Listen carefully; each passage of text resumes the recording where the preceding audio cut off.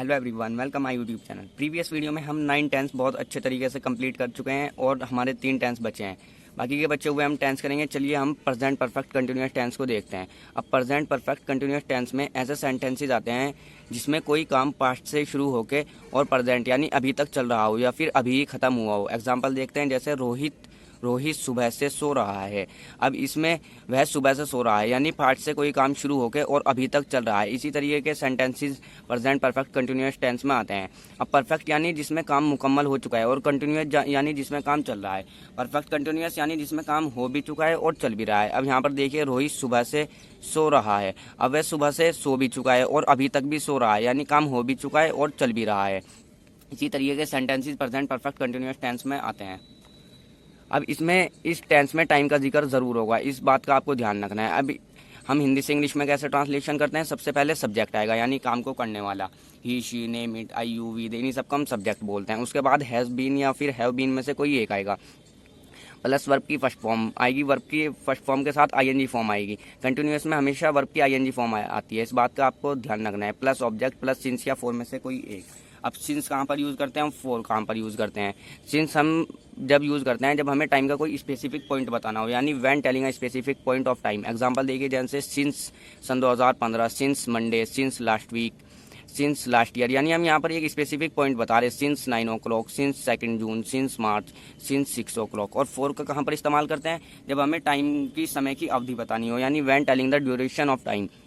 इसके भी एग्जाम्पल देखिए, एग्जाम्पल करके आपके समझ में आ जाएगा। जैसे example for 8 years, for 5 minutes, for 6 days, for 7 months, for a long time.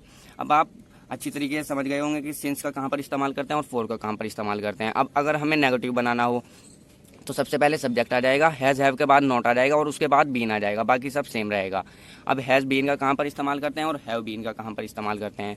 He, she, name, it, यानी एक सिंगल पर्सन के साथ तो हम हैज़ बीन का इस्तेमाल करते हैं सिंगुलर के साथ।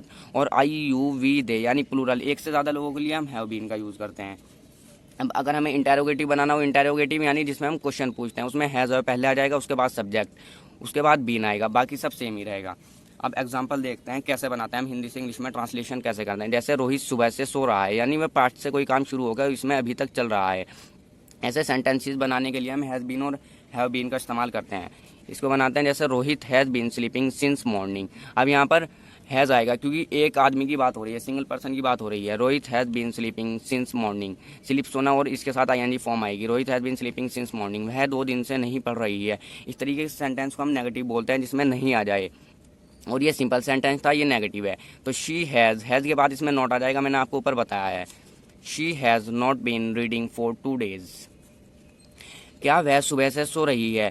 अब इसमें हम किसी से क्वेश्चन पूछ रहे हैं, इसमें हैज़ या हैव में से पहले आएगा। क्या वह सुबह से सो रही है, हम एक सिंगल पर्सन की बात कर रहे हैं तो हैज़ आएगा। लड़कियों के लिए हम शी का इस्तेमाल करते हैं, has she been sleeping since morning.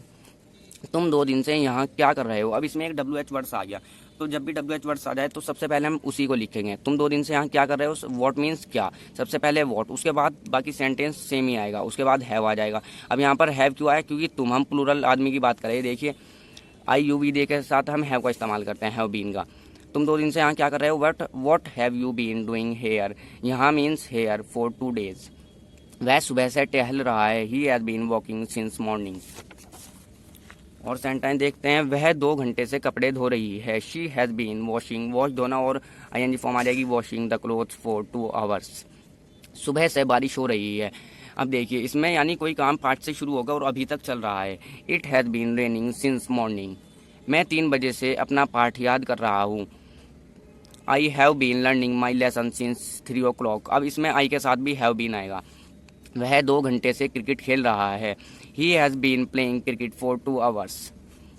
हम 4 दिन से बाजार जा रहे हैं, we have been going to market for 4 days। Meena 1 महीने से कॉलेज में पढ़ाई कर रही है, Meena has been studying in the college for a month. वह सन 2001 से अलीगढ़ रह रही है, she has been living in Aligarh since सन 2001। अब एक और सेंटेंस देखिए, जैसे किताबें कल से यहीं पर पड़ी हुई हैं। हम बोलते हैं ना कि किताबें कल से यहीं पर पड़ी हुई हैं। द बुक्स, यहाँ पर हैव क्यों आया, क्योंकि एक से ज़्यादा किताब की बात हो रही, प्लूरल की। The books have been lying here since yesterday, yesterday बोलता है बीते हुए कल को। Thank you guys for watching this video पसंद आए तो वीडियो को लाइक करें और चैनल को सब्सक्राइब करें। नेक्स्ट वीडियो में हम पास्ट परफेक्ट कंटिन्यूअस टेंस करेंगे और फ्यूचर परफेक्ट कंटिन्यूअस टेंस करेंगे। उसके बाद हमारे टेंस पूरे तरीके से ख़त्म हो जाएंगे। Thank you guys for watching this video.